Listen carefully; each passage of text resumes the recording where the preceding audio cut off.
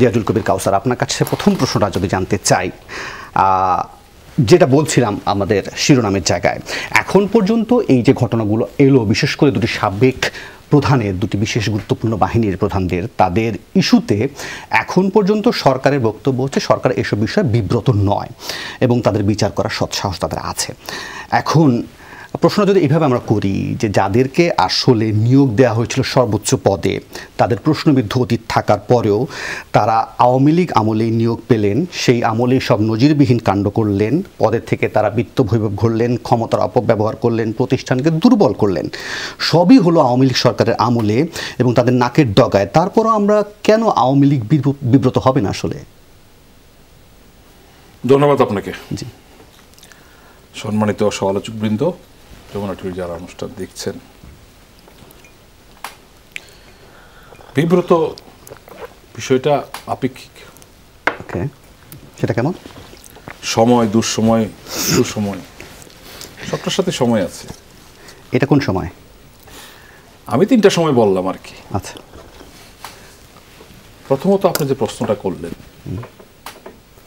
ওনারা কিন্তু হঠাৎ করে ওই বাহিনীর প্রধান নিয়োগপ্রাপ্ত হন নাই। একটা আইজিপি কিন্তু সহকারী পুলিশ কমিশনার থেকে হন এবং এটা প্রায় 25 বছর সময় লাগে কমপক্ষে। সেনাবাহিনীর কর্মকর্তা, সেনাবাহিনী প্রধান, উনি কিন্তু জেনারেল হন, ওনারা প্রায় 31 বছরের পরে এটা পান। প্রথম বলেছেন আওয়ামী লীগের সহ নিয়োগপ্রাপ্ত, বিষয়টা কি তাই? সব সরকারের আমলে ওনারা চাকরি করেছেন। হ্যাঁ, ওনারা একটা মেচুর সময় এসে এই দায়িত্ব পালন করলেন। এখানে 2টা ভাগ বলবো আমি। চাকরিতে থাকা অবস্থায় এখন অনেকের বিরুদ্ধে ব্যবস্থা হচ্ছে, এখন ওনারা চাকরিতে নেই, সেক্ষেত্রে আমি মনে করি সরকারের দায়টা কম। বাট যদি বেনজির সাহেবের বিরুদ্ধে বলি, আলটিমেটলি দুদক অবস্থান নিয়েছে এবং আদালতের বেশ কিছু আদেশ এসেছে, তার মানে কি উনি আইনের আওতায় এসেছেন, কোর্ট তার বিরুদ্ধে ব্যবস্থা নিতে পারবেন। উনিও ওনার সপক্ষে। দুদককে স্বপ্রণোদিত হয়ে কিছু করেছিল, আলটিমেট তো করেছে। আমি তো আগের ঘটনা বলতে চাই না, কে বা কারা কোথায় বলেছেন, কোন পত্রিকায় এসছেন, তাই না? এটা তো আইনের পার্ট না। পত্রিকায় যে কোনো নিউজ হতে পারে।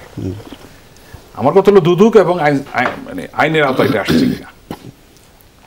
আসলে তো একটা পত্রিকা এসেছিল এবং একজন এমপি বোধহয় পার্লামেন্টের প্রসঙ্গটা তুলেছিল, সে থেকে তো আসা। দুদক স্বপ্নতিভাবে করতে পারে, কেউ অ্যাপ্লিকেশন করলেও করতে পারে।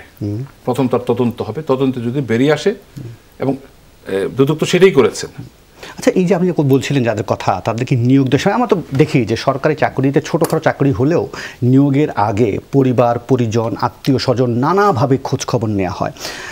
সেক্ষেত্রে এত গুরুত্বপূর্ণ 2টি পদে যখন তাদেরকে নিয়োগ দেওয়া হলো, তখন কি আসলে এই খোঁজটা দেওয়া হয়েছিল, নাকি আসলে তাদের কতটুকু দায়বদ্ধ বা কতটুকু তাদের কথা শুনবে বা তাদের অনুগত থাকবে সেটাকে আসলে মূল্যায়ন? আমরা 3 জন বসে আছি, যদি বেনজির সাহেবের কথা বলি, আমাদের 1-2 বছরের বোধহয় সিনিয়র ক্যাম্পাসে আমরা দেখেছি, উনি থাকা অবস্থায় কি কোনো প্রসঙ্গ আসছে, আলোচনা হয়েছে, এই কথা উঠেছে? সেটাই তো প্রশ্ন, যে উনি যদি ওই সময় থাকা অবস্থায়, এখন যেটা বলা হচ্ছে উনি এগুলি ক্রয় করেছেন, উনি আগে দেখে ওনার সপক্ষে কি যুক্তি দাঁড় করান। উনি তো আইনের সুযোগ পাবেন এবং সরকার তো সেখানে কোনো বাধা দিচ্ছে না। সরকার এখানে পক্ষে নেওয়ার কিছু না, বিপক্ষে নেওয়ার কোনো সুযোগ নাই, কারণ উনি আইনের আওতায় এসছেন। সো এটা দেখতে হবে আইনি পরিণতিটা কি হয়, তার বিরুদ্ধে কি ব্যবস্থা হয়।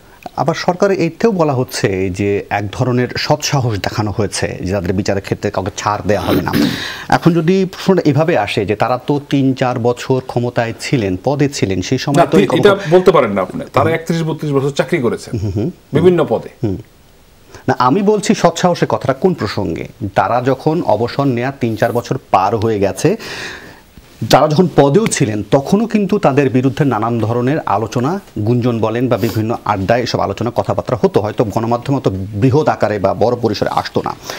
কিন্তু যখন তারা অবসরে চলে গেলেন, অনেকে হয়তো এলপিআরও পার করে ফেলছেন, তখন এসে যখন এই বিচারের প্রসঙ্গটি এলো, তখন আসলে সাহসটা কোথায়? তারা তখন বলছেনই তারা কোনো বাহিনীর পার্ট না, সরকারের পার্ট না, এখন ব্যবস্থা নেওয়ার মধ্যে সাহসের কি আছে? না, আপনি হয়তো লক্ষ্য করে দেখেছেন আমি পত্রিকার নিউজ যদি বলি, আমাদের রাজুকের কিছু কর্মকর্তা, পিডব্লিউডির কিছু কর্মকর্তা, বিভিন্ন ব্যাংকের কিছু কর্মকর্তাকে কিন্তু মামলার আওতায় আনা হয়েছে এবং তারা কিন্তু আরো 5-7 বছর আগেই পিএলআর চলে গেছেন।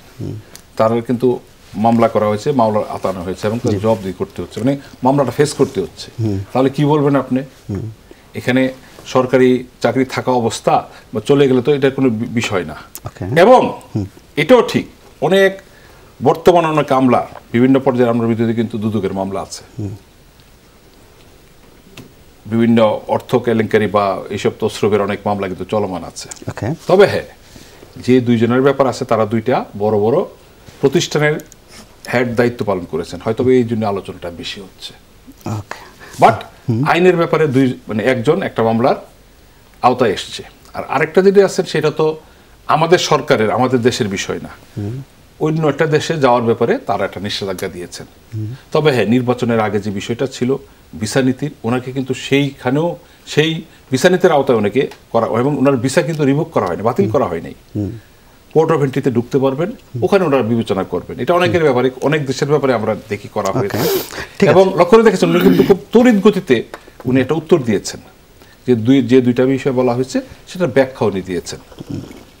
আর কারণ এটা তো কোনো ফোরাম না, আইনগত ফোরাম না, হয়তো ওই দেশে এই বক্তব্যটা নাও নিতে পারে বা লিখিতভাবে করার কোনো সুযোগ নাই, হয়তো উনি এটার প্রতিবাদ জানাবেন বা ইয়ে দেবেন, তখন বোঝা যাবে বিষয়টা কি দাঁড়ায়। ওকে, আপনার কথা একদম স্পষ্ট। আমি